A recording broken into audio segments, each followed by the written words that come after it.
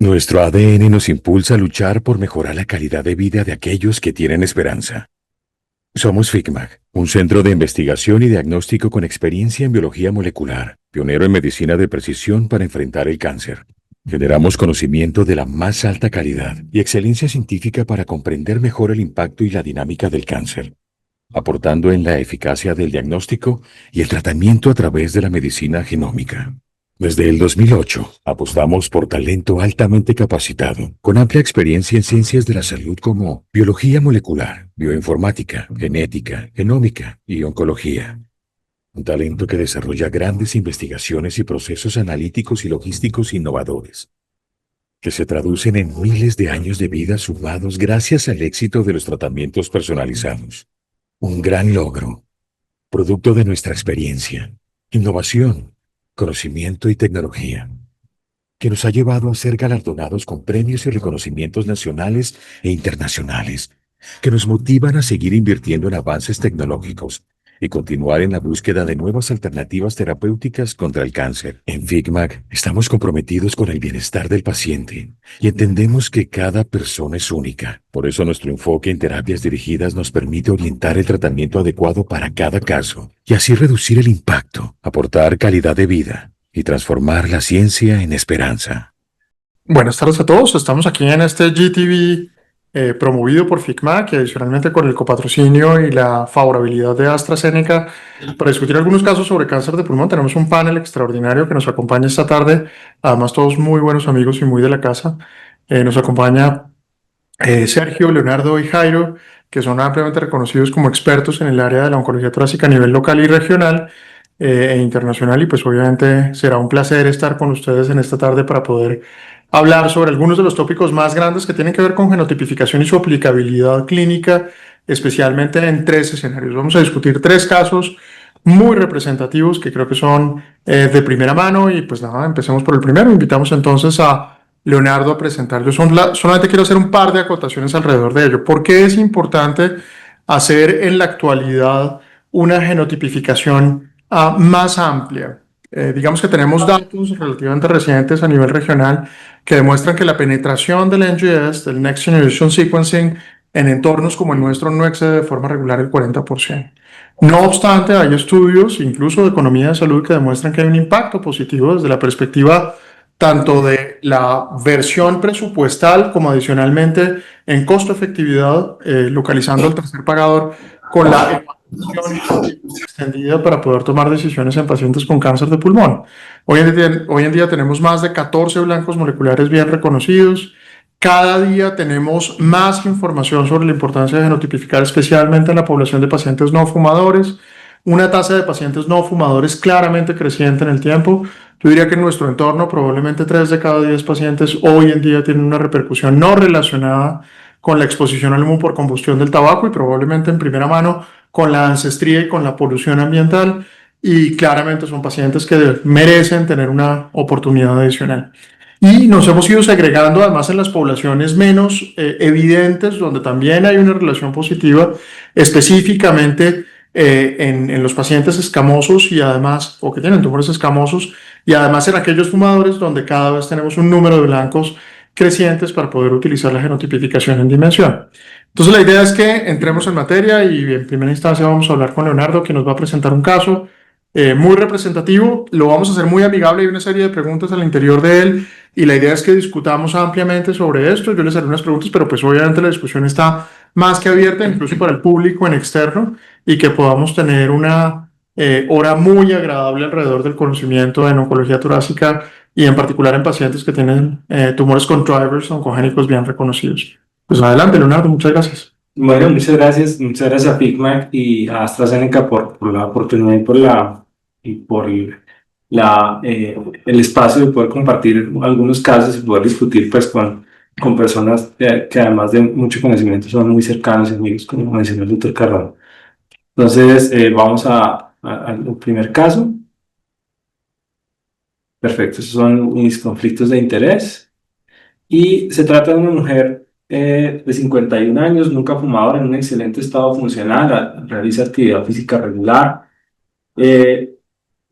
como antecedentes, digamos, relevantes en la familia, tiene una mamá, el mamá padece cáncer de mama y la hermana cáncer de ovario a edades tempranas, pero con unos estudios genéticos negativos. Es familiar de médicos y en esta parte han sido muy acuciosos en hacer pues, todos los estudios necesarios para descartar un síndrome heredofamiliar de cáncer, que con los estudios que le hicieron a la mamá de la hermana, pues en mi concepto quedaban en principio descartados, y en diciembre empieza con un cuadro de dolor torácico y palpitaciones que ocurrieron después de la actividad física, y le hacen un TAC de arterias coronarias en enero de este año, y el TAC muestra de forma incidental una masa pulmonar izquierda, que es lo que ustedes ven allí en las tomografías representada. Y en la primera exploración médica que le hicieron después del TAC, le documentan además al examen físico una adenopatía supraclavicular izquierda, que en la tomografía al revisarla también ya empezaba a ser evidente. De esta forma, consideran que el mejor abordaje en ese momento es hacer una biopsia excisional de esa adenopatía supraclavicular, que fue realizada en febrero del 2025, y este es el reporte de patología que nos hablaba de un carcinoma pobremente diferenciado con una inmunistoquímica que sugería en principio un tumor primario de pulmón, con una, digamos, panel básico de aproximación a biomarcadores que básicamente mostraba un PL1 del 60%, una LK negativo y un ROS1 que resultó positivo, con GPR valorado por PCR que resultó negativo para mutaciones. Y con esta primera, digamos, primera aproximación con un ROS positivo, pues acude a una primera evaluación por oncología, y allí entonces se completan los estudios de estratificación, y básicamente lo que mostraba era un PET con la masa pulmonar que estaba en el TAC, un poco más grande para el momento del PET, con un nódulo pulmonar en el mismo lóbulo y unas adenopatías en la ventana aortopulmonar, un par de adenopatías paratraqueales superiores e inferiores, y digamos, unas adenopatías supraclaviculares izquierdas en el territorio donde se había hecho la biopsia excisional. Realizando pues, digamos, la clasificación por estadificación, nos daría una etapa 3C con un ROS1 positivo y un PL1 del 60% en ese panel inicial básico. Yo ahí tengo una serie de preguntas que creo que vale la pena empezar a explorar y que podamos discutir alrededor de ellas. La primera es, ¿vale la pena? Y pues porque el público es muy heterogéneo y seguramente habrá gente que tenga algo de perspicacia alrededor de ese panel de inmunistoquímica tan amplio. Bien. Entonces, la primera pregunta es, ¿vale la pena hoy en día, teniendo en cuenta que las biopsias de cáncer de pulmón en su gran mayoría son por aplicación o abordaje transtorácico guiado por TAC, ¿vale la pena hoy en día que tengamos un panel de inmunistoquímica tan significativo? ¿O ustedes, que seguramente en su experticia y demás, están más de acuerdo con que hoy en día debemos hacer TTF1, Napsina y P40 como abordaje primario, excepto que tengamos un patrón neuroendocrino que valga la pena establecer? ¿Por qué en este escenario se utiliza un panel de inmunistoquímica tan amplio en contexto, y si eso hoy en día vale la pena llevarlo a la práctica por la pérdida de tejido efectivo para poder hacer genotipificación? Quizás me imagino que en la primera evaluación el carcinoma pobremente diferenciado les pudo generar alguna duda. Sin embargo, conociendo digamos, el cuadro clínico, la masa pulmonar, no cabría, digamos, mucha duda de dónde pudiera estar el origen. Tal vez, y eso nos pasa, y es que quienes tenemos la fortuna de discutir los casos con patología y patología estar allí, y que patología, digamos, tenga la información clínica, hace que estas cosas pues puedan minimizarse y hacer paneles muy acotados. Me imagino que cuando recibe la muestra de patología sin información clínica así amplia, pues ante la duda y ante la posibilidad de no tener un diagnóstico en primera con un panel acotado, quizás lo extiende, pero estoy de acuerdo en que no vale la pena gastar tejido en paneles muy amplios. Yo suelo sugerirle a los radiólogos y intervencionistas que de forma regular hagan 2 pasadas y que tengamos al menos un par de cilindros, un tiempo de isquemia fría que no exceda la hora, que es lo ideal para poder preservar el tejido, para fina siempre buferizada y adicionalmente en lo posible acotar el panel a TTF1 o napsina y adicionalmente P40 e ir de una por el análisis de genotipificación, entre otras cosas porque cada vez nos aproximaremos más a hacer RNA-seq para poder caracterizar mejor esa población de pacientes con translocaciones y fusiones que sin lugar a dudas se va a volver cada día más importante en cáncer de pulmón. De acuerdo. Para tener una pregunta y a ver qué piensa Sergio de ese escenario, y es, ¿qué pasa con el PDL1 en los pacientes ROS1 si este paciente es un ROS1? ¿Por qué los pacientes ROS1 suelen tener una tendencia mayor a tener un PDL1 y si eso realmente tiene utilidad o no tiene utilidad en la práctica clínica habitual? Entonces, lo primero es que es muy similar a lo que ocurre en ALK y es que es por la localización donde está el gen, se favorece la estimulación del promotor del PDL1, entonces hay una sobreexpresión del PDL1, ¿sí?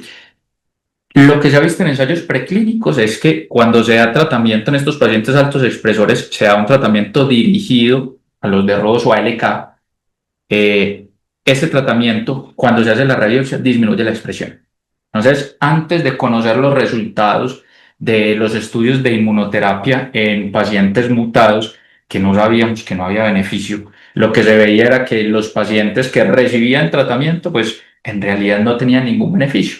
Y quienes decían que había algún beneficio se basaban en esa alta expresión del PDL1.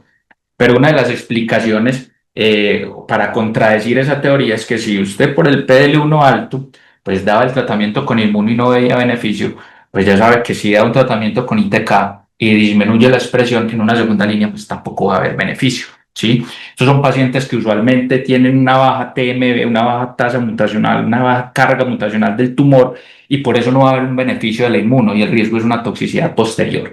Entonces, en este caso, creería que el PDL1 no es, como vemos en otros escenarios, un posible predictor de respuesta, es poco útil en esta población. Entonces, si yo conociera de entrada que el paciente tiene positividad para uno de los otros marcadores por NGS, pues yo no correría el PDL1, o sea, no me aporta nada. Yo creo que en contexto, aparte de obviamente la explicación de lo que ocurre con el PDL1, creo que es muy importante recordar que en los paneles que tenemos en la actualidad habilitados para uso usual, no corremos TMB por el número de genes que normalmente se requiere para poder tener un buen rastreo. El mínimo está por encima de 170 y recuerden que los estudios que normalmente se utilizaron para poder hacer el patrón de oro, digamos, de la evaluación del TMB, emplearon secuenciación exómica completa. Entonces, claramente no es extrapolable a un recuento por debajo de 170 y estudios entre 65 y 170 genes han demostrado que hay futilidad en la evaluación del TMB, especialmente por alteraciones relacionadas con el background. Ahora, hay estudios muy recientes, hay un estudio muy bonito recientemente publicado del UK Biobank con poco más de 10.000 pacientes evaluados de diferentes tumores y curiosamente los pacientes con translocaciones indistintamente de la patología, pero incluyendo cáncer de pulmón, usualmente tienen medios de TMB que no excede 1.2, 1.4 mutaciones por megapar de bases. O sea, considerar que probablemente hay un efecto terapéutico primario de la inmunoterapia o que el PDL1 va a asociarse de forma directa y proporcional, pues seguramente es un gran error, que es lo que todos creemos hoy en día. Y en adición yo diría que el PDL1, como en los que tratamos con inmunoterapia, antes de la era de la inmunoterapia, es un marcador de pobre pronóstico, o sea, eso está mejor incluso demostrado en EGFR, pero aquellos pacientes que son altos expresores tienden a tener incluso una menor respuesta a la terapia convencional, a la terapia dirigida. Entonces, de acuerdo, no es funcional, yo sí lo haría, creo que no aporta mucho, pero donde estamos en este momento del caso, pues lo primero que pensaría, como mencionabas, es, tengo una mujer nunca fumadora, ¿no es así? Que tiene una chance de tener una alteración accionable del 70%, ¿cierto? Entonces, yo les quería preguntar algo. Ya hablamos del panel básico, que coincidimos todos que es excesivo, pero de cara a la posibilidad de hacer un NGS, ¿qué tanto tiene aplicabilidad ahora decir voy a hacer un estudio de screening para ROS1, para NTRK?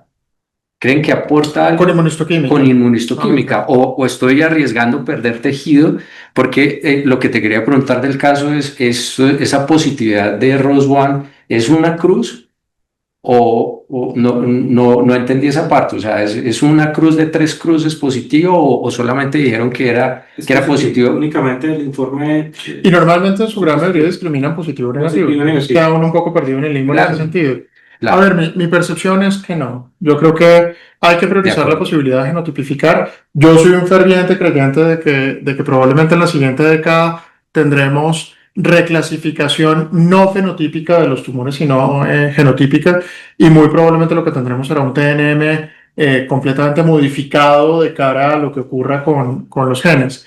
Y en cáncer de pulmón, pues tengo más que claro que sin lugar a dudas vale más la pena utilizar ese tejido para hacer NGS. Entonces yo no estoy de acuerdo. Ahora, la pregunta va más allá, ¿no? Y es, en pacientes en los cuales yo tengo la sospecha, por decir algo, no fumadores, y tengo un reporte de NGS que me muestra que el paciente tiene la posibilidad de tener una alteración, si realmente vale la pena quemar tejido adicional haciendo PDL1. En los pacientes que tienen drivers, hombre, yo creería que no. Hay una bonita teoría alrededor de la glicosilación del receptor, entonces los drivers hiperglicosilan y modifican completamente el nivel de expresión también, y creo que eso podría jugar un poquito en ese sentido, pero para mi gusto hay que priorizar sin lugar a dudas el NGS. Y entre más rápido sea, cada vez será más funcional, y entre menos costo sea, también lo será igual en proporción. Y en pacientes escamocelulares, fumadores pesados, que usualmente nosotros vemos que cuando no tenemos la oportunidad de trabajar en un centro donde podemos comunicarnos con el patólogo y decir, vea, la sospecha es este, el caso clínico es este, hágame las dos inmunistoquímicas. Llega el paciente con un panel amplio, fumador pesado, pues con un panel amplio de inmunistoquímica, y como les digo, es un escamo fumador pesado.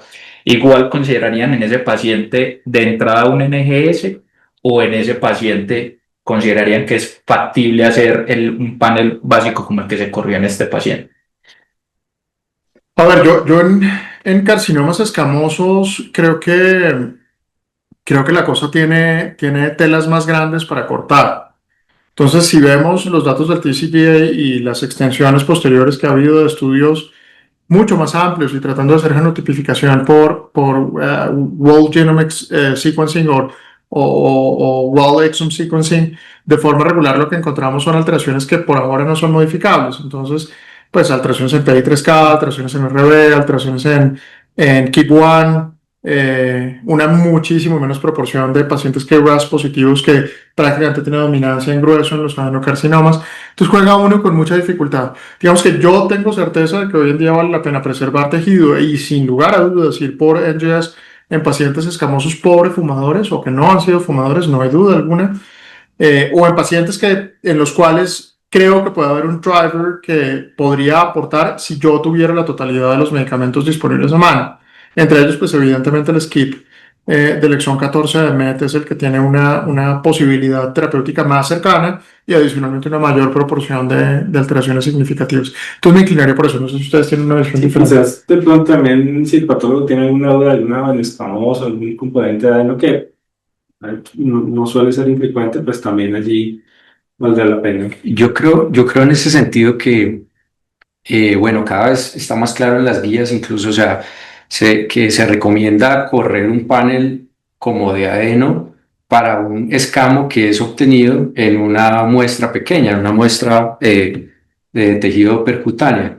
Entonces, vuelvo mucho desde la probabilidad pretest. Entonces, estamos aquí y creo que en este sentido, ojalá en la audiencia hayan patólogos que nos puedan aportar en la discusión, de acuerdo con correr el P63 o el P40, pero la positividad, si yo estoy viendo un adeno en la placa, es un adenocarcinoma nodoso.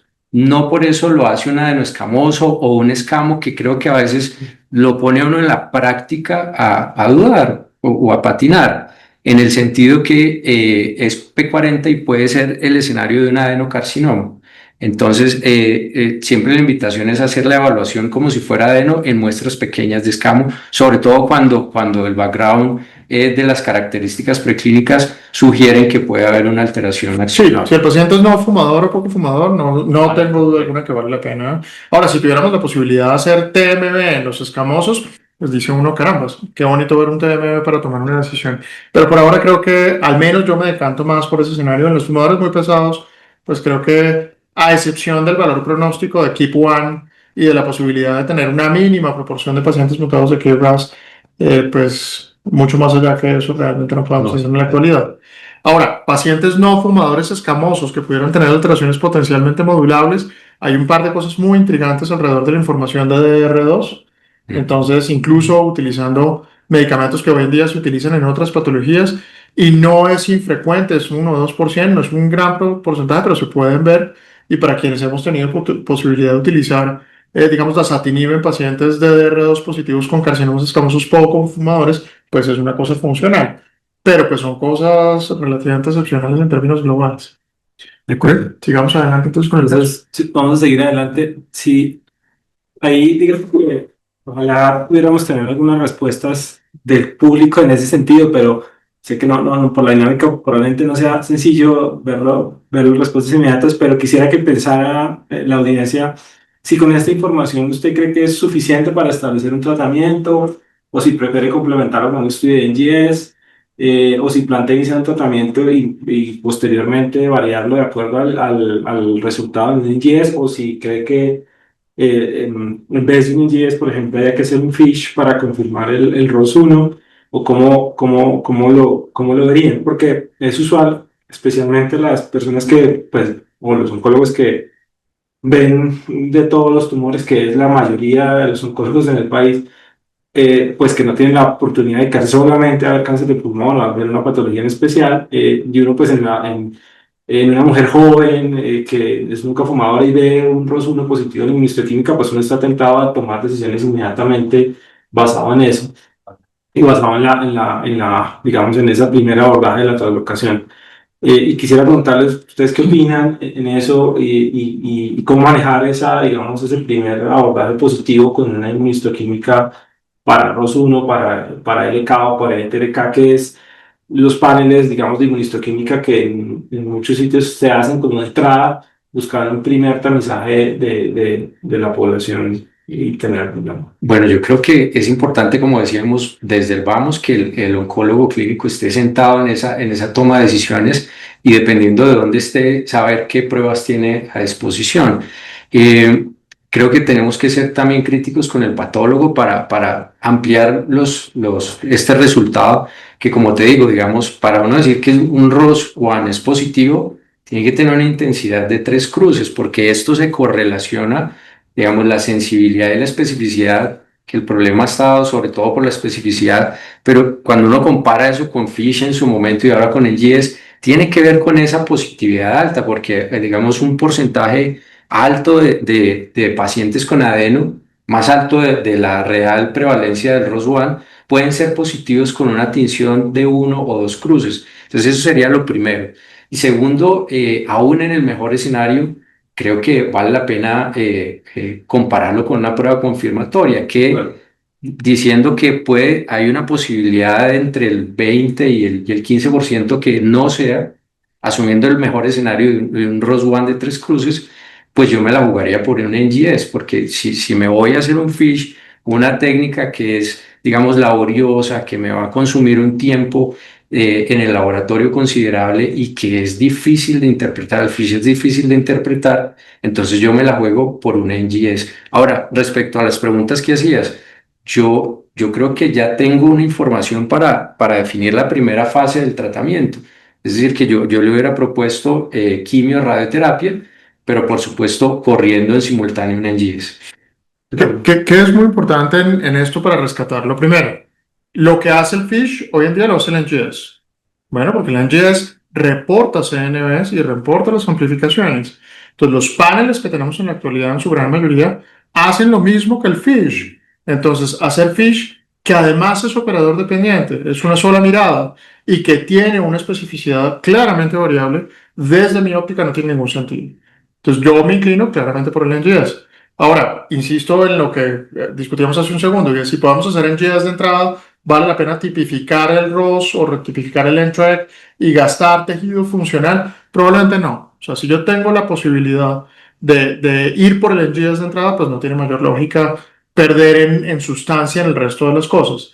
Pero hacer FISH hoy en día no tiene sentido Y en contexto. el otro punto que yo creo que es importante tener en cuenta es que este anticuerpo CP384 tiene una alta probabilidad de tener falsos positivos por presencia de otras mutaciones. Entonces, si yo tengo eso presente y todo lo que acaba de mencionar el doctor Cardona de la dependencia del operador del FISH, de lo laborioso que es la muestra, yo también me iría por el NGS, porque es probable que no me encuentre un ROS, sino que me encuentre otra mutación. Entonces, frente a eso, creo que es indiscutible el Ahora, beneficio. esta es una discusión que vamos a tener un pelín más adelante, que dejémosla para continuar con el caso para esa instancia, y es el valor de las conmutaciones. Bueno, el NGS y los paneles, entre más grandes y con una capacidad más significativa alrededor de CPG, pues nos van a decir y nos van a proporcionar más información sobre las conmutaciones que tal vez son más importantes cada día para muchas de las patologías. Ahora, una de las cosas que podría aducir a alguien es: los pacientes con fusiones génicas tienen un menor número de conmutaciones, sí, pero impactan positivamente o negativamente el pronóstico. Entonces, claramente podría uno jugar un poco con él. Pero dejemos esa discusión un poquito más adelante, porque creo que es una discusión global para la totalidad de los casos que vale la pena tener en cuenta. De acuerdo, entonces lo que comentó, bueno, lo que ya comentaron todos y es, hombre, en ROS1 uno no se puede quedar con el primer hallazgo de la inmunohistoquímica, si es la especificidad es, como ya mencionaron, buena la sensibilidad, pero es mala la especificidad y se utiliza como una prueba de screening netamente, o sea, necesita una prueba confirmatoria. Si uno revisa, digamos, las recomendaciones de algunas guías, por ejemplo, de la SDC, ya un poquito, digamos, desactualizadas, pues hablaban en el sentido de que la prueba confirmatoria tradicionalmente ha sido el FISH, pero tiene todas las limitaciones que ya mencionaron y que hoy en día, teniendo un NGS disponible, pues gastar tiempo, recursos y demás en hacer un FISH, pues no tendría mayor sentido, además de las limitaciones que tienen. Entonces, en general, pues las confirmaciones ya se vuelcan hacia el NGS, especialmente el NGS que tenga evaluación híbrida de RNA o obviamente el NGS basado en RNA por probablemente cosas que vamos a discutir más adelante sobre las sensibilidades del NGS, sobre las capacidades del NGS en fusiones específicamente. Entonces, basado en eso, el mensaje es, ante un ROS1 positivo por inmunohistoquímica, tomar decisiones de tratamiento para ROS1 basado en inmunohistoquímica, pues no sería la recomendación y habría que avanzar a la confirmación. Y fíjense que en esta paciente, pues contamos con el NGS y miren lo que nos encontramos aquí. Lo que nos encontramos fue una mutación de ER2 y eso, y obviamente descartamos la fusión de ROS1 y pues bueno, nos llevamos esta sorpresa ante una mujer que para ese momento del NGS pues estaba a punto de arrancar la quimioradioterapia, teníamos ya el resultado y quizás tuvo una expectativa inicial de un escenario de una terapia dirigida y ahora pues cambiamos un escenario un poquito, digamos, adverso en términos de especialmente de la disponibilidad de los tratamientos y obviamente del éxito que pueda tener una terapia dirigida. Y entonces, en este escenario, yo les quería preguntar, bueno, tenemos una mujer joven, muy funcional, que va a arrancar la quimioradio, o que está arrancando la quimioradio y que nos encontramos con un PL1 de 60% y una mutación de ER2.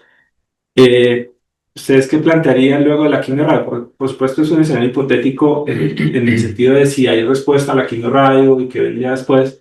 Si ustedes optarían por, de todas formas, a pesar de tener esta mutación, ir por inmunoterapia, si creen que pararíamos luego de la quimioradio si tiene respuesta, o si de una omitirían la quimioterapia y más bien se decantarían por una terapia sistémica anti-ER2. Claro, teniendo en cuenta que pues, en el país pues, tenemos limitaciones, por supuesto, para la terapia ER2 y no es una enfermedad metastásica de entrada, hay que decirlo. Y la quimio, o sería más bien partidarios de iniciar quimio o inmunoterapia, teniendo en cuenta pues, que el PL1 es elevado y que pudiera tener alguna respuesta a la quimio. ¿Cómo verían Yo le voy a meter la cucharada. Ahí le faltan hipótesis. Le faltan hipótesis en el mejor escenario y obviamente las hipótesis de la vida real. Entonces, la pregunta del millón es: los estudios como el PACIFIC y todos los subsiguientes no genotipificaron de forma basal por NGS. ¿Vale la pena tratar con el esquema del PACIFIC a todos los pacientes que tengan drivers oncogénicos? Hoy en día sabemos que para EGFR claramente no. Hoy en día sabemos que para ALK no. Bueno, y la información va en la misma tendencia para la gran mayoría de los tumores que tienen drivers oncogénicos.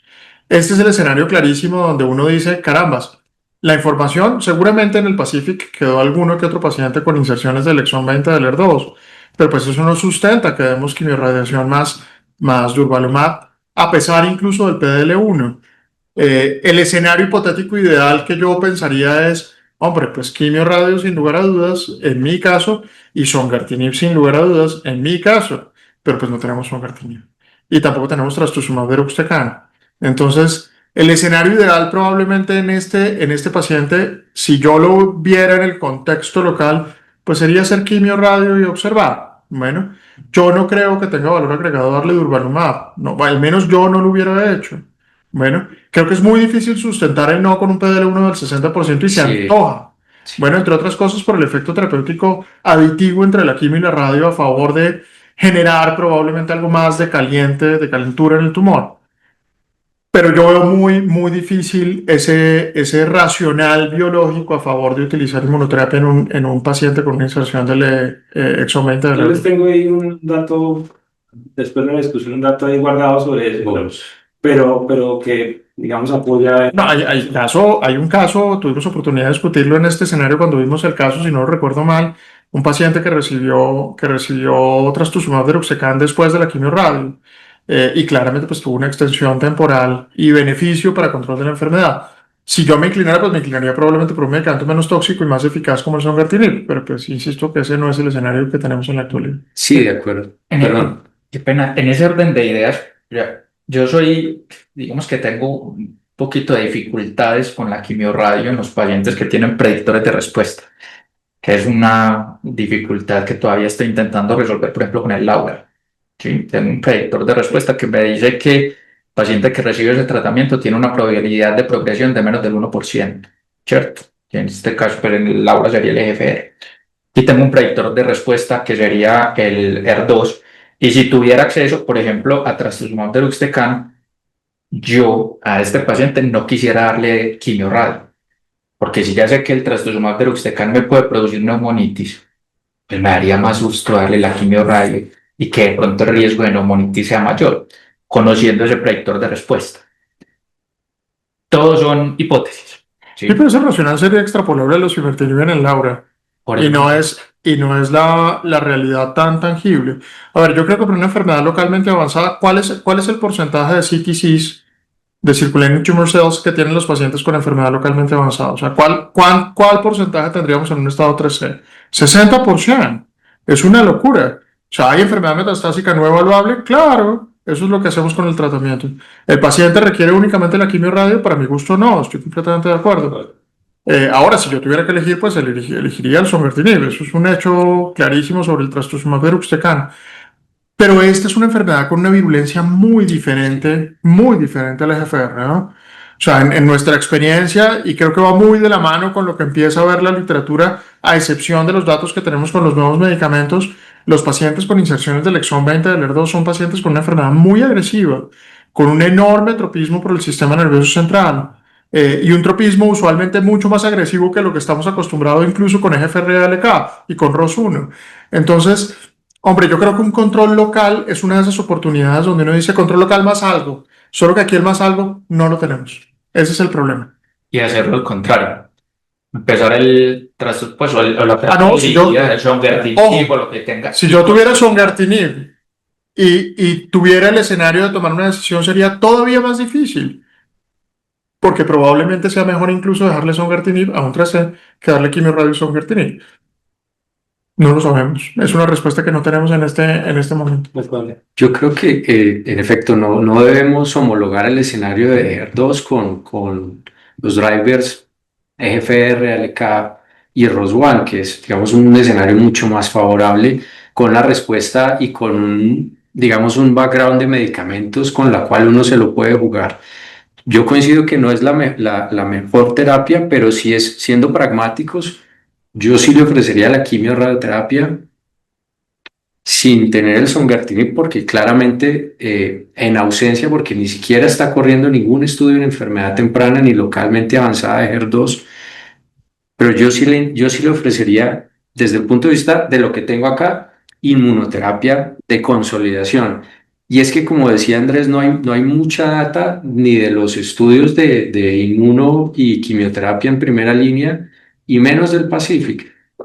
Pero si vamos a los datos del SCRUM, de la Corte Asiática, que tiene un buen número de pacientes con EGFR, incluso en enfermedad en perdón, con HER2, en una primera línea de enfermedad metastásica, hay un beneficio probablemente pequeño, que se tasaría en 2 o 3 meses de ganancia de PFS, sin impacto en OS, pero sin tener nada más, yo sí se lo daría, ¿sí? Ahora, con una visión holística, si usted me pone a elegir en el mejor escenario, excluyendo que no tenemos los medicamentos, en ese mejor escenario probablemente yo me inclinaría por lo que acabo de mencionar. Iniciaría con el songertinib, tengo 7% de respuestas completas, 64% de respuestas parciales, y lo que hago es consolidar la enfermedad olivoresidual. Bueno, eso sería mi gusto primario, digámoslo así. Pero pues entiendo perfectamente el racional de considerar la inmunoterapia. A mí me costaría mucho trabajo formularla, soy muy sincero hoy en día. Cada vez soy menos creyente del uso del inmuno en muchos de los drivers y excepto pues en etapas muy avanzadas de la enfermedad, en refractariedad, pues creo que son alternativas que yo en primera instancia no utilizaría. Bueno, eh, pues evidentemente trataría de utilizar terapia con algo de dirección. En Colombia, porque esta discusión la tuvimos también en nuestro escenario en algún momento, en Colombia, con lo que tenemos en la actualidad, yo le voy a proponer algo que no, pues, es muy por fuera del contexto, ¿no? Pero probablemente en este paciente yo hubiera propuesto en un comité algo poco usual y me hubiera inclinado por hacer quimio radio y posteriormente darle el trastuzumab convencional. Que hubiera hecho algo así, ¿eh? Porque creo que incluso a pesar de el no encontrar un beneficio significativo, probablemente el beneficio incluya algo de superioridad respecto el durvalumab. Pero bueno, es un caso claramente excepcional.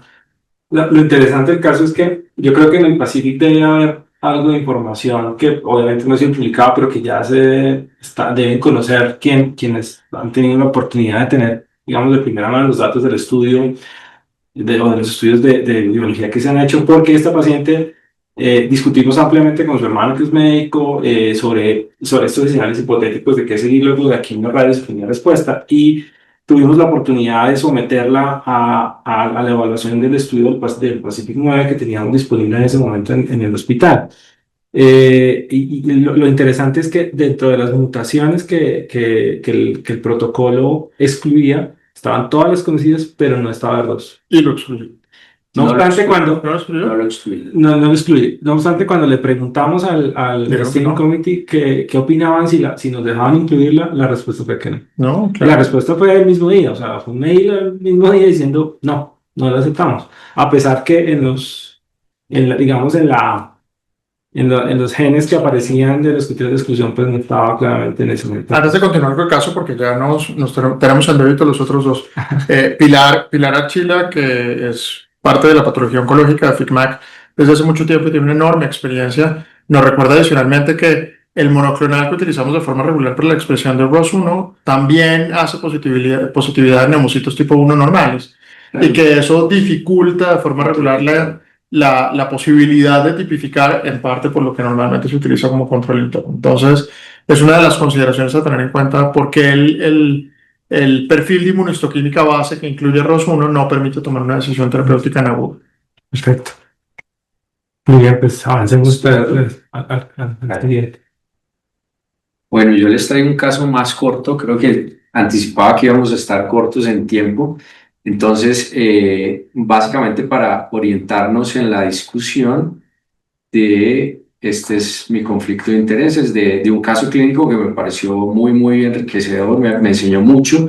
Este es un hombre de 70 años, nunca fumador, que debuta el último trimestre del año pasado con una pérdida significativa de peso. Este paciente tenía comorbilidades cardiovasculares importantes, hipertensión arterial, diabetes mellitus, insulino requiriente, y al cuadro de la pérdida de peso se asocia disnea. Entonces acude a su médico de cuidado primario y por unas anormalidades auscultatorias inicia con ecocardiograma que diagnostica una estenosis aórtica severa por el área que ya les voy a comentar, y en una radiografía de tórax, aquí lo que ven en pantalla pues es la imagen tomográfica de esa masa, una masa que en extensión tiene más de 10 centímetros sobre el lóbulo inferior izquierdo. Entonces, inicia el enfoque diagnóstico de forma extrainstitucional. Inicialmente lo remiten a cirugía cardiovascular y hay un hospital con core en atención cardiovascular. Le solicitan una biopsia percutánea del lóbulo inferior derecho, perdón, es el lóbulo inferior izquierdo, que demuestra un adenocarcinoma primario pulmonar de patrón acinar. Creo que en este sentido fue más juicioso el patólogo, corrió TTF1 y citoqueratina 7. Y entonces, con este resultado, adicionalmente se le solicitaron unos estudios de extensión. Por favor, de la resonancia, solo quiero que recuerden que en líneas generales fue interpretada como normal, en el sentido de no tener cambios asociados a enfermedad metastásica.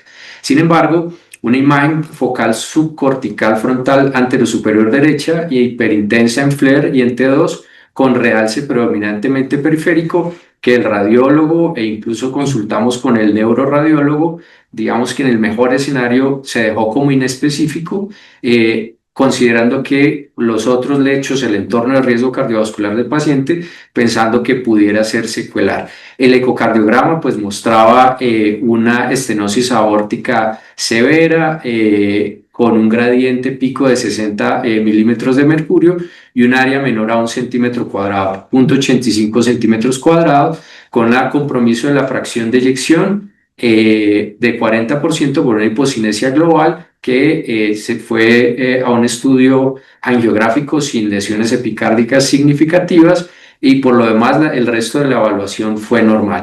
Y los hallazgos del PET pues daban cuenta de esta captación hipermetabólica de la masa en el lóbulo inferior izquierdo. Tal vez no capturé las mejores fotos, pero por favor créanme que habían unas lesiones ganglionares en múltiples estaciones iliares de 10 para adelante, que eran muy sospechosos de compromiso tumoral. El paciente primero lo evaluaron en la junta cardiovascular y consideraron que no era operable. Y en ese sentido, pues la evaluación, y aquí puede haber un punto de controversia, pues la evaluación y la estadificación que se hizo fue netamente clínica por el riesgo implícito de cardiovascular del paciente. Entonces, en ese sentido, en paralelo se corrió el NGS. Allí tenemos un reporte de un PDL1 del 10% y encontramos una fusión a nivel de ALK. Debo decir que es una fusión no típica con CLTC y ALK. Entonces, este es el caso que tenemos, y con la estadificación se dejó como un estadio 3B de acuerdo a la octava edición, con la enfermedad CT4 que medía más de 7 centímetros, CN1 y MX en el sentido del hallazgo de la lesión en el parénquima cerebral, que tenía invasión linfovascular con esta fusión con un partner no clásico, de hecho no descrito en cáncer de pulmón de célula pequeña, y con un PDL1 de 10. Entonces, para seguir con tu ejercicio, Leonardo, les pregunto con esto, ¿qué harían? Sí, con esto harían algo más desde la perspectiva diagnóstica, con una lesión en esa resonancia. Tenemos hoy una mejor estudio para evaluar esas lesiones que son específicas en el parénquima cerebral. Una lesión subcentimétrica, pensarían en otro estudio que claramente lo sacaría de una enfermedad susceptible de tratamiento curativo. ¿Tendríamos algún estudio adicional? Pues a ver, hacer PET con metabolitos en una enfermedad tan pequeña, y considerando que hoy en día no hacemos fusiones con resonancia, sino que hacemos PET-TAC con metabolitos usando FLT o metionina o 18-FET, pues yo no creo que tenga utilidad alguna hacer un PET en este escenario con metabolitos. Ahora, hay técnicas avanzadas de la resonancia que podrían aportar un poco, particularmente la perfusión o la espectroscopia, pero con lesiones corticales tan pequeñas por debajo de los 10 milímetros y particularmente próximas a los 5 milímetros, pues la posibilidad diagnóstica para hacer una evaluación sobre una decisión terapéutica con una lesión tan pequeña, pues es muy, muy complicado. Llama la atención mucho que captaran el T1 contrastado, porque eso sí deja abierta la posibilidad de que fuera algo de enfermedad cerebral, especialmente si tuviéramos una difusión positiva, que no conozco si lo estaba o no lo estaba, pero digamos que es una de esas evaluaciones diagnósticas que requieren una segunda valoración posterior. Y esa segunda valoración posterior, por criterio rano en la actualidad, pues a las 4 o 6 semanas permitiría tomar una decisión sobre si lo que estoy observando eso no es. Ahora, si empiezo una terapia dirigida, considerando el partner de la fusión, que no es habitual y que es más común en otros tumores como el tumor miofibrolástico inflamatorio, pues bajo esa consideración yo tendría que considerar si hay respuesta o no hay respuesta a la enfermedad cortical, si era o no era enfermedad cerebral. Yo creo que hay un punto importante y es que con esa enfermedad cardíaca que tiene, el pronóstico probablemente va muy de la mano de la parte cardiovascular. Entonces, insistir en una estadificación adicional creo que nos va a aportar mucho y puede ser incluso riesgoso para el paciente. Si habláramos, por ejemplo, de meterlo a una estadificación mediastinal, incluso considerar algún manejo adicional. Yo, por ejemplo, a este paciente buscaría darle un manejo paliativo desde la parte oncológica, porque es que el riesgo de mortalidad que tiene por esa estenosis aórtica es alto.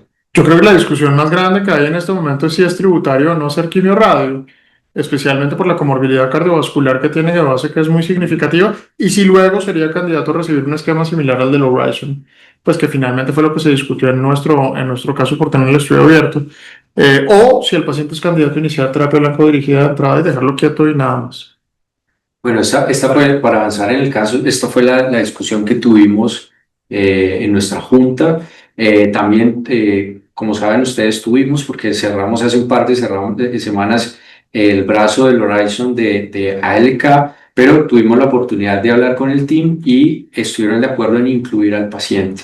Y la única forma en ese escenario era ofrecer una terapia, quimio-radioterapia concomitante, y como les mostré, de todas formas, el resto de la evaluación funcional cardiopulmonar era apropiada. Sí, claramente, si empujáramos a un estrés quirúrgico al paciente, pues sería demasiado. La consideración que se hizo en ese momento, máxime ante la posibilidad que recibiera una terapia dirigida de consolidación, pues nos hizo optar por ofrecerle quimio-radioterapia en miras a ofrecerle una terapia de consolidación. Entonces, les voy a mostrar el caso cómo sigue.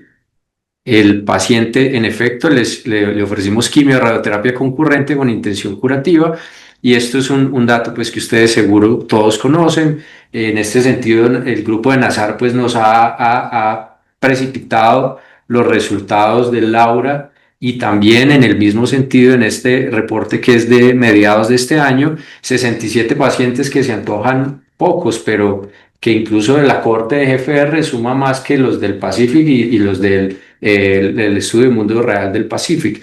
Entonces, ¿qué es lo que demostraron ellos? Que los pacientes que reciben tratamiento con intención curativa, quimio-radioterapia, la observación y el brazo de durvalumab discurren de forma muy cercana, y en cambio los pacientes que recibieron un ITK que fue predominantemente alectinib, pero que fue abierto el análisis, pues no habían alcanzado esta mediana de recurrencia de la enfermedad. Entonces, pues muchos datos se antojan para pensar, como decíamos, que en estos drivers que no son inmunológicamente calientes, pues la terapia con consolidación con inmuno no es la mejor elección. Este es el estudio que tenemos.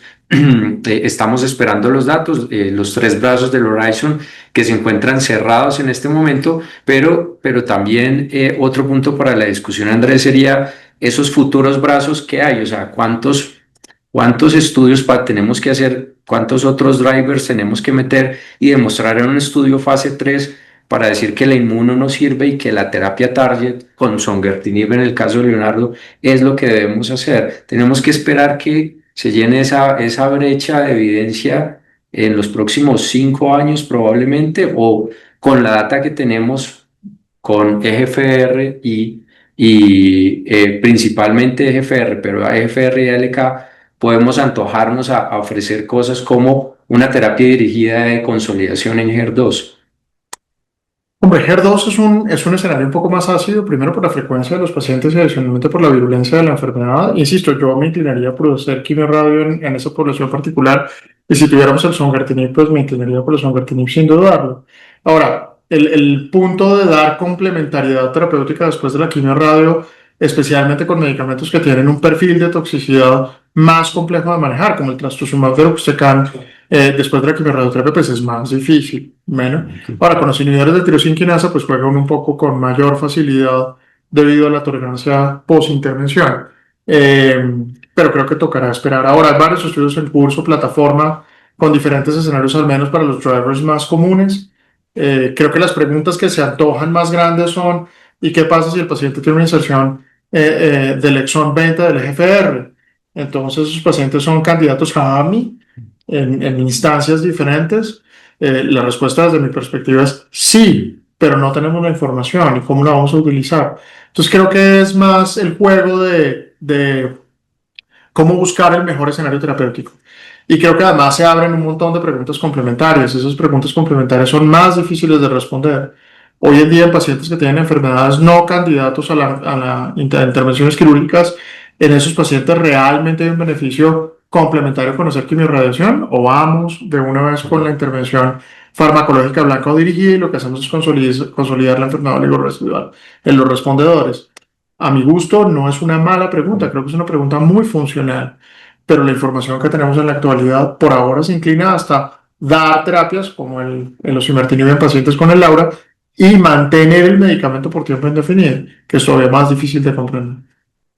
Y cada vez, por ejemplo, los protocolos, al menos los que tuvimos oportunidad de tener, por ejemplo, el Pacific 9, excluyen todas las, o sea, están Todas las mutaciones. excluidas todas las mutaciones, porque, pues, claro, ya se intuye que esos pacientes con blancos, pues no van a tener beneficio de una inmunocomplementaria a la quimioradio. Entonces, yo creo que, aunque no se llenen todos los espacios, probablemente por exclusión, digamos, vamos a tener que tomar decisiones, incluso sin conocer la información específicamente de ese. Ahora, si me lo preguntan, el escenario más complejo no es la quimioradio y el tratamiento secuencial en pacientes con drivers. El escenario más complejo va a ser la neoadjuvancia. Porque para quienes hemos tenido opción de utilizar medicamentos como este en combinación y luego mantenimiento, y lo digo por experiencia no solamente en el escenario de EGFR positivos, sino ALKs y NTRK positivos, es bastante más difícil porque los resultados no son homologables al inmuno. Bueno, y la biología de la enfermedad es absolutamente diferente. Y creo que ustedes tres probablemente tienen la misma percepción. Yo creo que uno de los problemas grandes es que estamos partiendo de tratar toda la enfermedad, todo el cáncer de pulmón como si fuera la misma cosa, ¿cierto? Entonces todos los estadios 3 irresecables lo estamos tratando igual, cuando cada enfermedad es distinta, cuando cada enfermedad responde distinto a la quimioterapia, cuando cada enfermedad responde distinto a cada agente de quimioterapia. Entonces, por eso hacía, y estoy muy de acuerdo con la segunda parte, yo siempre me hago la pregunta, si tengo un predictor de respuesta tan bueno, tengo que arriesgarme a la progresión del paciente durante un tratamiento que en algunas enfermedades ha mostrado que no genera buenas respuestas. Claro, el problema es plantear un estudio que además tendría que tener un volumen de pacientes significativo, donde yo hago primero intervención con un inhibidor y luego hago consolidación sobre la enfermedad oligoresidual, incluso modificando y moviendo el número de lesiones que considero oligoresiduales. O sea, cuántos ganglios, en qué proporción, hago radioterapia convencional o hago CBRT, hago una mezcla de las dos. O sea, ahí la cosa es bien compleja, versus hacer tratamiento convencional con quimioradio más luego el inhibidor de mantenimiento. Entonces es mucho más fácil diseñar un estudio en ese modelo que la contraparte haciendo primero un tratamiento continuo con el inhibidor y luego tratar la enfermedad oligoresidual. Entonces es bien difícil. Ahora, hay tantas enfermedades como drivers. Entonces, si vemos EGFR versus ALK, pues cada día sabemos más que son bien diferentes. Pero dentro de ALK hay variantes que los diferencian. Dentro de EGFR también. Y la toma de decisiones probablemente terminará correspondiendo en buena proporción al comportamiento de las conmutaciones, al tipo de variante, a la evolución de la enfermedad, a la extensión de la enfermedad, así lo que voy a tener como enfermedad oligoresidual es tratable o no con SBRT. O sea, hay una cantidad de variables complementarias que son muy difíciles de titular, especialmente por el número de pacientes que habría que incluir. Bueno, entonces para cerrar el caso, creo que Sergio le pegó a lo que ocurrió. Una muy mala respuesta, pues en rango de respuesta parcial en la enfermedad del tórax y una de las lesiones que estamos viendo en la resonancia era esa lesión inicial que era inespecífica. Entonces el paciente tuvo una estabilidad de la enfermedad en el tórax y una progresión de la enfermedad en el sistema nervioso central. Entonces, pues con esto lo discutimos nuevamente en la junta y le ofrecimos terapia dirigida, así que para mi gusto era ideal haber podido cotejar, esto también puede ser polémico, pero decir si hay algunos resultados del NGS, sobre todo cuando son corridos en una plataforma de DNA que necesitan una segunda confirmación con inmunistoquímica, porque ALK sí es otra historia completamente diferente de ROS1. Infortunadamente el tejido se agotó y no lo pudimos evaluar. Yo hubiese querido hacer una evaluación de inmunistoquímica y el paciente inició una terapia dirigida y en efecto la parte cardiovascular se descompensó 3 meses después de haber terminado la quimioradio porque fue llevado a una intervención percutánea de su valvulopatía y en el perioperatorio falleció. Llegamos a ese último caso para la discusión. Bueno, llegamos al caso más largo. Este paciente lleva varios años ya en tratamiento. Estos son mis conflictos de interés. Esta es una mujer de 60 años, no tiene ningún antecedente patológico de importancia, pero tenía una hija que fallece por un osteosarcoma de fémur a los 17 años. Esta mujer consulta por un episodio único de hemoptisis y previamente con síntomas B, eso fue en el 2020. Se le hace una estadificación mediastinal, se toma biopsia de uno de los ganglios mediastinales y se diagnostica un linfoma difuso de células B grande de fenotipo centrogerminal. Es manejado por hematología con esquema de R-CHOP hasta diciembre del 2020. Y en ese momento se dan cuenta que había una respuesta completa de todo lo del linfoma, pero que persistía un nódulo pulmonar que se veía desde el principio y se ven adicionalmente unas lesiones óseas. Se hace una biopsia que confirma un adenocarcinoma de tipo acinar compatible con un primario de pulmón, con un TTF1 positivo. Y en ese momento teníamos la dicha de contar con Foundation, patrocinado en ese momento por uno de los laboratorios. Entonces a esta mujer le corrimos un Foundation sobre esta muestra con estos resultados. Como ustedes se pueden dar cuenta, en este punto la paciente tenía enfermedad ósea, tenía enfermedad hepática, tenía enfermedad pulmonar y tenía enfermedad del sistema nervioso central. Entonces le hice también en ese caso un Foundation líquido y esto en biopsia líquida y este fue el resultado. El paciente tenía una lesión de lección 19, tenía una amplificación de CDK4 y de MDM2 y adicionalmente tenía una mutación subclonal de P53 en el tejido que se vio también en la biopsia líquida, la misma mutación. Vale, yo hago la primera pregunta ahí. ¿Vale la pena hacer estudios en paralelo para biopsia líquida? ¿Y por qué? ¿Sí o no?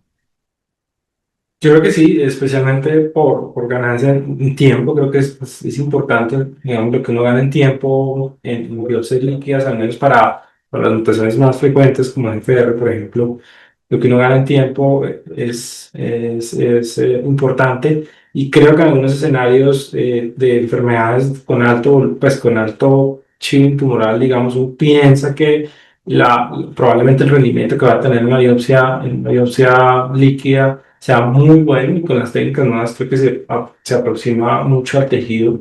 Entonces yo creo que sí vale la pena hacerlo por tiempo, por accesibilidad, por pacientes que supongan digamos, un mayor reto para tomar una biopsia de tejido o que el tejido sea limitado. Creo que la biopsia líquida.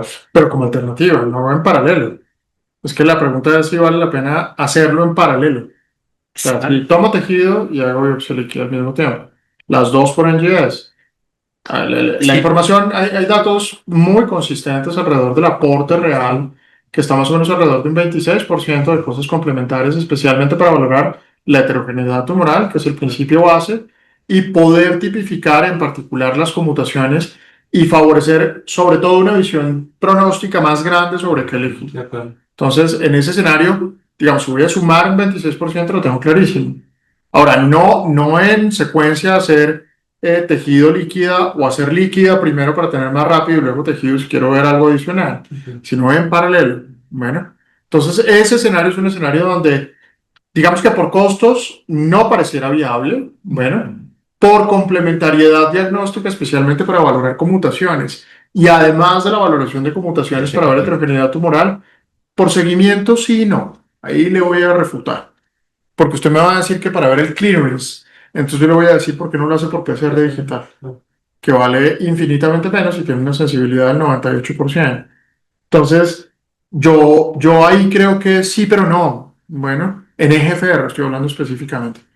Ahora, hay datos muy interesantes. No sé si vieron el reporte del Liquid que salió hace poquísimo, utilizando Guardant 360, haciendo whole exome sequencing, tanto para ADN como para RNA al mismo tiempo. Y, oh sorpresa, 30%, casi 30% de reporte de translocaciones. O sea, enorme, gigantesco. Y lo otro es adicionalmente un turnaround time que no fue mayor a 8 días versus casi 21 días para la contraparte. Entonces, digamos que ahí tener el líquido sin lugar a dudas. Yo en Colombia creo que tiene un aporte ser una líquida en paralelo para EGFR por la frecuencia de EGFR. Y esto lo hemos discutido muchas veces. O sea, no tengo dudas. Puedo hacer una PCR, una digital rápida y tener un diagnóstico rápido de EGFR como posibilidad, especialmente en un paciente con tanta carga tumoral y que va a tener un shearing positivo, no tengo duda. Pero hacer NGS, ay, carambolas, se antoja un montón desde la perspectiva biológica y desde el conocimiento en academia, pero el costo es muy limitante, muy limitante. Claro. Ahora, hay a uno una cosa adicional y es, ¿qué pasa en un paciente? No este porque no tiene la historia completa, pero voy a ir al paciente de Leonardo inicial. ¿Qué pasa en un paciente nunca fumador con una mutación del EGFR como esta? Bueno, donde en el tejido me encuentro una mutación de P53, digamos que no la conocí. Tiene el antecedente de una hija con un osteosarcoma temprano y un familiar en primer grado con otro tumor que hace olfatear un síndrome heredofamiliar. Bueno, entonces ahí, sin lugar a dudas, el background para pensar probablemente en un Lifraumeni me lo haría pensar mucho más. Bueno, y anticipo una pregunta que tengo desde el principio, pero no se les había hecho. ¿Qué pasa con la interpretación del background germinal en pacientes con cáncer de pulmón? Hoy en día que sabemos que entre el 12 y el 24% de los pacientes con adenos tienen un background germinal positivo. Bueno, especialmente para BRCA2, ATM y P53. ¿Qué hace uno con eso? O sea, eso ¿qué, cómo juega? ¿Pronóstico? Sí. Bueno, síndrome heredofamiliar, ni idea, excepto que hagamos una segregación y miremos si el paciente realmente sí tiene una historiografía familiar que lo soporte. ¿Sirve para tomar decisiones terapéuticas hoy en día? Por ahora no. Bueno, o sea, ¿qué hacen ustedes? ¿Cómo juegan con ese background germinal? Porque hacer biopsias en paralelo, insisto, se antoja mucho, pero económicamente es muy complejo. Digamos, hemos visto algunos casos que hemos discutido muy interesantes de BRCA y EGFR, ¿no? Suele ser infrecuente, digamos, la combinación de BRCA germinal, quiero decir, y un cáncer de pulmón EGFR positivo. Pero de acuerdo, digamos, para decisiones terapéuticas, probablemente en el escenario EGFR, pocas. Estoy hablando de BRCA, no de este caso, de P53. Y sí, en la práctica, más allá de la orientación y, digamos, del buscar o en la consejería genética, no vería.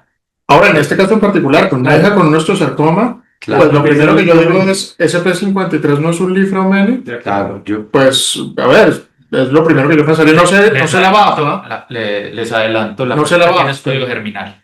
Hicimos no, y es estudio que el segundo germinal, primario le acaban de tratar de un un linfoma. linfoma, Sí, por y eso. tiene, posteriormente se le hizo un diagnóstico de carcinoma de tiroides. Claro, Hicimos el estudio germinal, incluso buscamos la mutación específica, ¿no? Ok. Ni en Pero no ella, es un ni en- Lifraumeni. no. Ahora les pregunto una cosa, solo por duda. En una paciente con un linfoma y una biopsia líquida, el tema de la hematopoiesis Clonal. clonal que les cambia algo de interpretación o en realidad no mucho en este contexto de un linfoma. Y eso, cree que A ver, sí, estando el linfoma en respuesta hasta este momento. Poco probable. Y lo que yo encuentro de chips de forma regular relacionados con DNMT3A, que es lo usual, o TET2, o CHEK, digamos que es otra de las cosas que normalmente vemos, yo no lo pensaría por ese lado. Ahora, con dos primarios y adicionalmente una hija con un osteosarcoma, pues yo diría, a ver, yo metería la mano al fuego por un linfomenia, y más teniendo la mutación del EGFR, pues porque lo usual en los linfomenia es EGFR positivo y más de lesiones del 19, que es lo usual. Entonces, pues yo pensaría en ello. Ahora, la pregunta que yo le haría a Sergio en ese sentido es, ¿usted le secuenció el P53 o le hizo un panel? Bueno, y si le secuenció ambas cosas, Sí. si la secuenciación del P53 dio negativa, pues ya queda uno más tranquilo. Sí, porque incluso Y este caso. la duda que quedaría ahí en ese escenario, que es mucho más difícil de titular, es si de pronto no tenía una variante intrónica próxima o si de pronto estaba haciendo un mosaicismo, que ahí sí nos fregamos y nos quedamos sin saber, pero no es poco probable, ¿eh? No es poco probable, por el caso en particular. Entonces, esta era la estadificación al momento de iniciar el tratamiento, enfermedad ósea cerebral, pulmonar, y luego el inicio de tratamiento, a diciembre del 21, ya inició el tratamiento en marzo, a diciembre del 21, la paciente estaba en respuesta clínica completa con osimertinib. Sí, o sea, 8 meses y respuesta clínica completa en sistema nervioso central y sistémica. Posteriormente, la paciente presenta una progresión monostótica que les muestro ahí en el P, y sobre esa progresión monostótica se hace biopsia, nuevamente adenocarcinoma pobremente diferenciada, como estábamos sospechando, lo mismo hablamos con la patóloga para que no hiciera inmunohistoquímica, porque lo que queríamos hacer era estudio genómico. Hacemos nuevamente Foundation y nos muestra que persiste la lesión, adicionalmente ya con amplificación de GFR, las mismas amplificaciones de CDK4-MDM2, la misma mutación de P53 que ya no la mencionan como subclonal, y aparece un rearreglo de BRAF con AGK. Digamos que esto fue más por gusto que por otra cosa. Yo me imaginé que iba a salir negativa, pero como ahora hablábamos del seguimiento, pues yo quería ver si ya teniendo solamente una lesión persistía la de lesión en sangre, y lo que se encontró fue DNMT3, probablemente un chip. Ahora, ahí hay una cosa muy interesante para hablar de conmutaciones, ¿bueno? Y el valor agregado de las conmutaciones al momento de tomar decisiones, y ahora le devuelvo a Sergio. Obviamente contra el éxito no se discute y la paciente hizo respuesta completa, pero usted a esta paciente le hubiera puesto un FLAURA2 Sí. con esas conmutaciones. Yo hubiera puesto Yo un FLA también. o un mariposa, Bueno, uno de los dos. ¿por qué? O un mariposa si tuviéramos el AMI, y ya sea el acertinib o el osimertinib. ¿Por qué? Porque claramente CDK es un factor de mal pronóstico. CDK4 es un factor que le mete mucho ruido a ALK y le mete mucho ruido a EGFR, pero MDM2 también, y P53 también. Entonces, esta paciente tenía una lesión del Se le fue 19 muy bien. con un escenario de conmutaciones francamente adverso, 3 conmutaciones malas. Pues hombre, hubiera sido muy gustoso discutir de pronto, dependiendo obviamente de la percepción de la paciente de lo que quisiera, porque había recibido quimio para el linfoma, si también quería recibir quimio más osimertinib o mariposa como alternativa. enfermedad cerebral, enfermedad hepática. Y lo otro es que esta, con ese perfil genómico, es una de las pacientes que a mí me cambia el seguimiento, porque probablemente si fuera una paciente con una lesión del 19 sin otras conmutaciones, no es una paciente que yo quiero biopsiar a cada recurrencia, pero en este caso sí, porque el riesgo que tiene esta muerte de transdiferenciación es mayor. Y eso Bueno, no tenía RB1, que es una de las cosas que normalmente buscamos siempre, pero pues claro, es una de las cosas que no se puede excluir y siempre es un 10-15% de posibilidad, y rebiopsiarla también. Ahora, es una oligoprogresión, o sea, no haría pensar mucho en un FLAIR por transdiferenciación, pero sí, también es una opción a tener en cuenta sin lugar a dudas. Bueno, y esa fusión de BRAF, ¿qué? Bueno, entonces, como era una oligoprogresión, definimos, incluso la discutimos en ese momento en la junta de FICMAC, el GTB, definimos hacer manejo de la oligoprogresión, radiocirugía y continuar el tratamiento, y según la evolución, pues tomar decisiones de qué hacer con esa fusión de BRAF, que es una fusión que no es tan frecuente en cáncer de pulmón, usualmente se presenta alrededor del 1.5% y que está más descrita en niños, o sea, en realidad la fusión se describió en niños con cáncer de tiroides después del desastre de Chernobyl. Ahí es donde más, pues donde se describió la mutación y donde más se ha visto es en niños con cáncer de tiroides. Entonces la paciente recibe tratamiento, posteriormente, en diciembre del 22, una nueva progresión ósea. En ese momento, pues hizo también una oligoprogresión a pulmón, e hicimos radiocirugía sobre todas las posibles lesiones y en ese momento definimos adicionar trametinib a la osimertinib por la fusión que tenía la paciente. ¿Por qué trametinib y no otros tratamientos? Pues, lo que ha descrito de esta fusión específicamente es muy poco, y uno de los tratamientos descritos era dabratrameosimertinib con una toxicidad prohibitiva. Y haciendo la revisión de la literatura en ese momento, el cambio de la PFS que ofrecía dar dabrafenib era muy poco, a costa de una toxicidad mayor. Y adicionalmente, por el mecanismo de acción de la fusión, pues el dabrafenib tampoco modificaba mucho la conducta porque esta fusión no necesitaba de heterodimerización. Como no necesitaba homodimerización, pues no necesitaba utilizar en ese caso el dabrafenib y había un mayor efecto del trametinib porque lo que se iba a generar era una heterodimerización con el EGFR. Entonces, en ese caso definimos dar tratamiento con dabrafenib, trametinib. Esta paciente... Ositrametinib. Perdón, ositrametinib. Y aquí hay un dato interesante que no está aquí, que no lo reporté, y es que esta paciente es elevadora de antígeno carcinoembrionario y un antígeno carcinoembrionario confiable. Cada que empieza a elevar antígeno, a la revaloración siguiente hay progresión. Y cada que empezamos un tratamiento efectivo que va a dar respuesta clínica, hace respuesta del antígeno, hace clearing del antígeno. Esta paciente para abril del 23 presenta una nueva progresión y en ese momento pues presenta unas imágenes que sugerían una progresión. Había estado la paciente paseando una buena tolerancia al ositrame, y llega con unas lesiones por resonancia periliares alrededor del ilirio hepático, pero un cuadro sugestivo de colangitis. La hematóloga se preocupa por la enfermedad ganglionar y hacen una biopsia durante la colangitis, hace una hepatitis secundaria. Me toca quitarle el trametinib por la hepatitis, que fue una hepatitis grave, estuvo hospitalizada casi 3 semanas en el manejo de la hepatitis y la colangitis. Una vez resuelve, reiniciamos el tratamiento con trametinib y presenta una nueva progresión en techos de tabular y se hace SBRT, ¿cierto? Son oligoprogresiones durante el tratamiento, entonces definimos mantener la terapia. ¿Y la biopsia de los ganglios? La biopsia de los ganglios fue negativa. O sea, en ese momento confirmamos que se hizo biopsia de los ganglios y al hígado. Biopsia, ambos negativos. Pero posteriormente hace una nueva progresión. En ese momento suspendemos el trame, hacemos biopsia a uno de los ganglios en progresión. El material era insuficiente para hacer un NGS, corrimos una PCR y la PCR mostraba que persistía la deleción del exón 19. Como persistía la deleción del exón 19, le mantuve el osimertinib y iniciamos carbopemetrexed osimertinib. 4 ciclos, pero a los 4 ciclos presenta nuevamente progresión sobre las lesiones óseas ya irradiadas. Comentamos con radioterapia, perdón, sin posibilidad de hacer manejo local sobre esas lesiones. La paciente no desea más quimioterapia. Como había tenido una buena respuesta inicial, intentamos reintroducir el trametinib porque esa progresión que presentó durante la reintroducción del trame a la hepatitis la hizo muy rápida.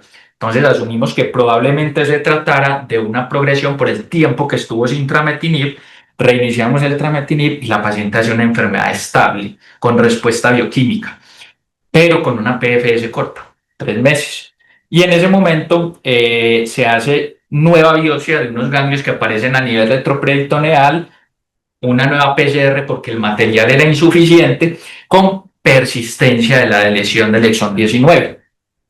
Entonces definimos en ese momento continuar el tratamiento con dabratrame, con ositrame, pero presenta esta nueva progresión ósea no candidata a irradiación, progresión también de lesiones ganglionares, no solamente en peritoneo, sino en axila, elevación del antígeno carcinoembrionario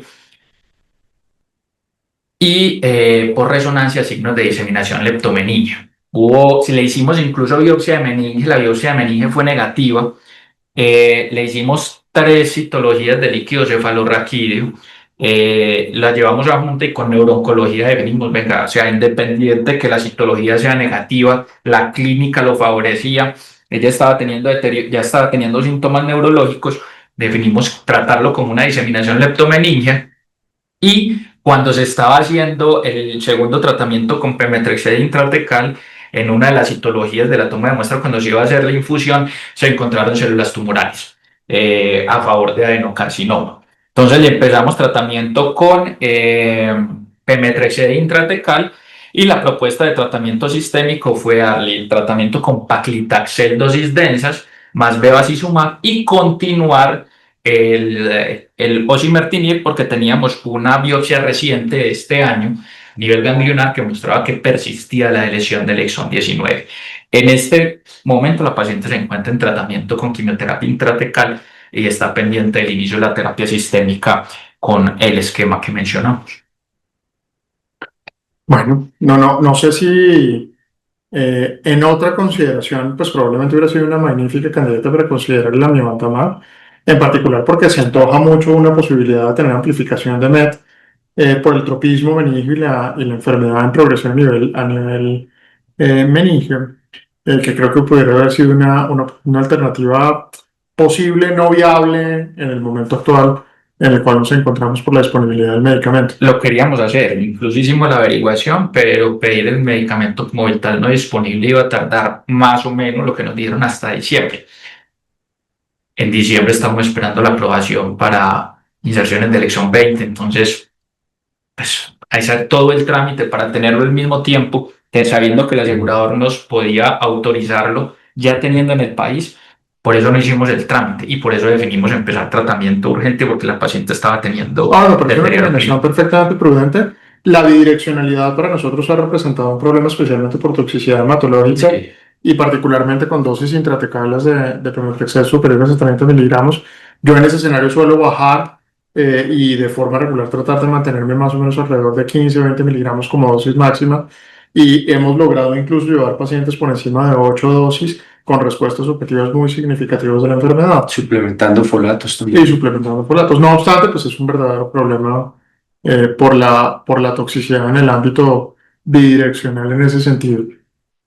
Y hacer el GS en líquido cefalorraquídeo como alternativo. Ahora, el diagnóstico hoy en día de enfermedad meningia depende de la presentación de síntomas y los cambios imaginológicos.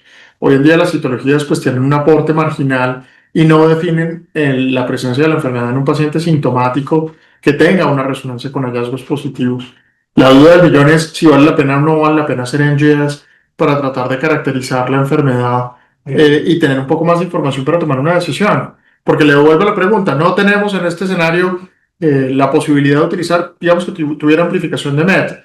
No tenemos la posibilidad de utilizar savolitinib, no tenemos la posibilidad de utilizar tepotinib, pero tenemos crizotinib. Si hubiera utilizado criso más osimertinib en vez de utilizar la combinación, probablemente sí, hubiera sido una opción perfectamente viable como alternativa también en el escenario de que tuviera una amplificación de MET, pues pensando en el tropismo. Nosotros hemos intentado hacer con un par de casos el tema un poco, quizás en el laboratorio es el tema de las pocas horas de viabilidad del ADN en el líquido cefalorraquídeo, pues de la extracción requiere pues una coordinación muy rápida para llevar la muestra y analizarla. Y desafortunadamente a veces en los casos que hemos tenido pues no hemos podido tener, no ha sido digamos viable el hacer el análisis en líquido cefalorraquídeo. En ese caso sería más fácil hacer una ddPCR. Sí, se puede montar también, incluso pues en algún momento lo hicimos en el laboratorio haciendo no solamente para el escenario de cáncer de pulmón, sino también para gliomas y particularmente caracterizando VIH, pero hacer una biopsia líquida de líquido cefalorraquídeo empleando PCR digital es muy sencillo, en realidad es perfectamente viable. Ahí lo usual es utilizar tubos con trampa y hay algunos tubos como los de Biocept que funcionan bastante bien, no se consiguen y son costosos. pero permiten capturar y adicionalmente permiten extraer mucho más fácilmente, aunque las concentraciones de ADN sean muy bajas. Y yo creo que en el futuro pues veremos técnicas de secuenciación relativamente rápidas para hacer líquidos fluorraquídeo y poder caracterizar en amplitud. Sí, porque ahí te asistiría la decisión de continuar el inhibidor, pero no te estaría dando luces del mecanismo de De resistencia. acuerdo. De acuerdo. No sé si hay alguna consideración adicional. Hay una sola pregunta que no hemos cubierto con las discusiones que hemos tenido y es una pregunta que creo que tiene valor y la podemos hacer corta para tener algo más de información y cerrar. Y es si ustedes consideran dar inhibidores del EGFR en pacientes con carcinomas escamosos no fumadores o poco fumadores que resulten positivos para la mutación. ¿Y cuál ha sido la experiencia que han tenido en ese escenario?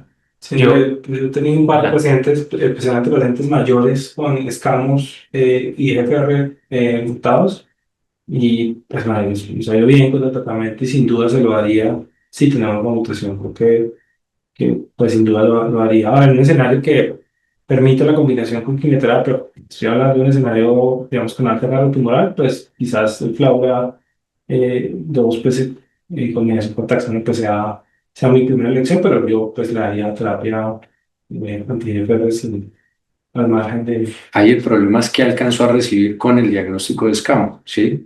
Porque sí hay, digamos, reportes en cuanto a la cercanía en el tiempo de la inmunoterapia con los inhibidores, particularmente de tercera generación, con toxicidad, particularmente neumotoxicidad, neumonitis. Entonces, en ese sentido, pues claro, si no le he puesto inmuno, pues haría rápidamente una transición, le quitaría la quimio o si tiene pues indicación de la combinación le dejaría, pero si ha recibido una dosis de inmunoterapia, Que es un creo washout. pero en ese washout valdría la pena considerar un inhibidor de segunda o de primera generación que tienen diferencial el riesgo de neumonitis mucho menor, ¿sí? Sí, 20 sobre 1. comparto completamente la impresión y me inclinaría probablemente porque Fitinib no se consigue hoy en día con facilidad, entonces no es una alternativa, pero probablemente me iría por Afatinib como opción con las dosis más bajas y tratar de lograr la máxima respuesta. Ahora, en esto hay una gran cantidad de literatura con una muy poca cantidad de pacientes. Me explico. La frecuencia de mutaciones del EGFR en pacientes escamosos no fumadores o poco fumadores no excede en términos generales el 1 o 2%. Pero hay estudios hechos específicamente en India, hay un estudio relativamente grande hecho en el Tata, donde incluso reportaron 9% de mutaciones del EGFR en poco fumadores con patrones escamosos. Entonces, sin lugar a dudas, son pacientes en los cuales los exponemos a los inhibidores. Lo que sabemos hoy en día es que parecieran tener un tropismo mucho mayor para la mutación del 858R y que adicionalmente tienen una tasa de respuesta menor y una supervivencia libre de progresión de los inhibidores que es inferior. Y una mayor TMB, Y una mayor una TMB. enfermedad más heterogénea. Pero yo Ahora, ahí hay una discusión con tela para cortar. ¿Cuál es la TMB para los pacientes con EGFR positivo? Porque la TMB para los tumores en general, cuando los hacemos en tejido, pues es 10, en vez de TMB 20, pero la TMB para EGFR positivos es 3.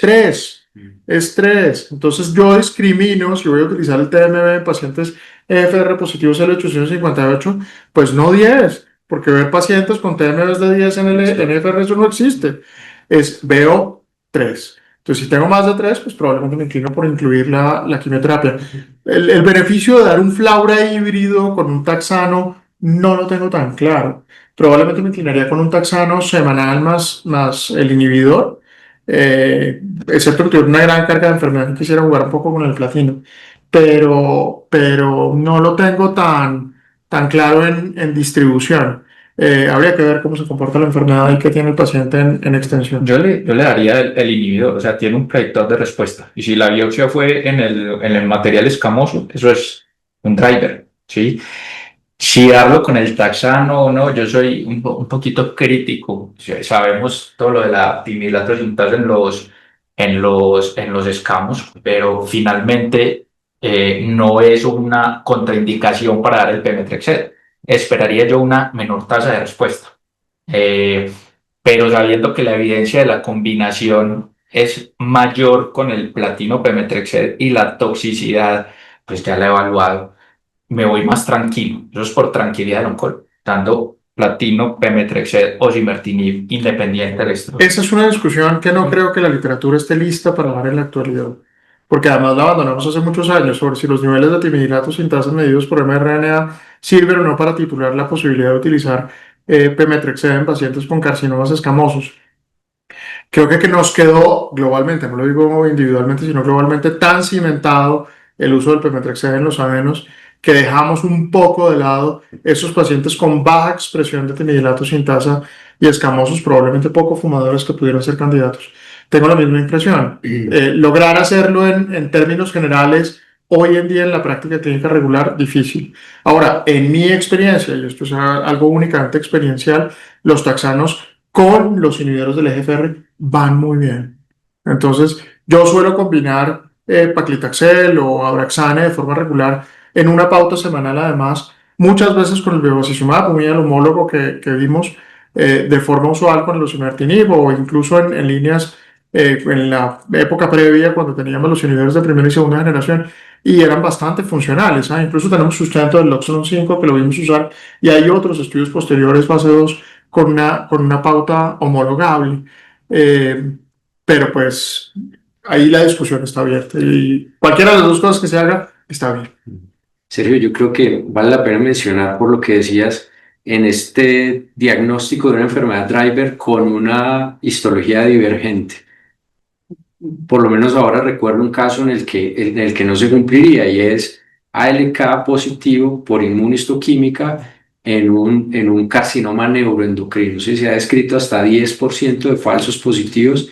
Entonces, digamos que siempre el driver tendrá que ir de la mano de todo lo que decía la doctora Archila, del control interno, del control externo y de lo que puede resultar como falso positivo. Pero el NGS de ese paciente fue negativo. Sí, de los que te digo, De ese que me decís de la LK. sí, claro, sí, digamos del 7 al 9% comparado con NGS tienen falsos positivos de ALK por D5. Ahora, la dificultad está para los carcinomas neuroendocrinos, son los grandes, que es otro reto terapéutico y diagnóstico mayúsculo. Pues nada, muchísimas gracias a los tres. Ha sido una conversación extraordinaria. Los casos francamente enriquecedores. Ha sido un verdadero gusto tenerlos aquí en esta reunión, y esperamos que se repita y pues que haya sido del agrado de todos los espectadores, y que podamos continuar en alguna proporción enriqueciendo el conocimiento alrededor de la oncología torácica. Muchas gracias a los tres. Muchas gracias a ustedes por la invitación. Nuestro ADN nos impulsa a luchar por mejorar la calidad de vida de aquellos que tienen esperanza.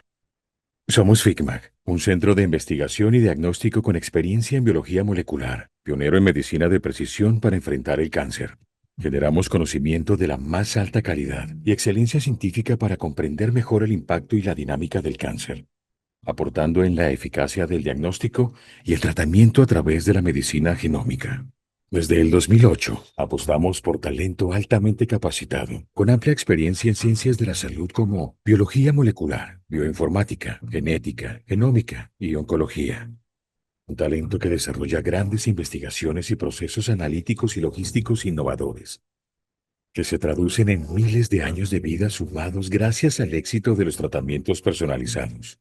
Un gran logro, producto de nuestra experiencia, innovación, conocimiento y tecnología, que nos ha llevado a ser galardonados con premios y reconocimientos nacionales e internacionales, que nos motivan a seguir invirtiendo en avances tecnológicos y continuar en la búsqueda de nuevas alternativas terapéuticas contra el cáncer. En FICMAG estamos comprometidos con el bienestar del paciente y entendemos que cada persona es única. Por eso nuestro enfoque en terapias dirigidas nos permite orientar el tratamiento adecuado para cada caso y así reducir el impacto, aportar calidad de vida y transformar la ciencia en esperanza.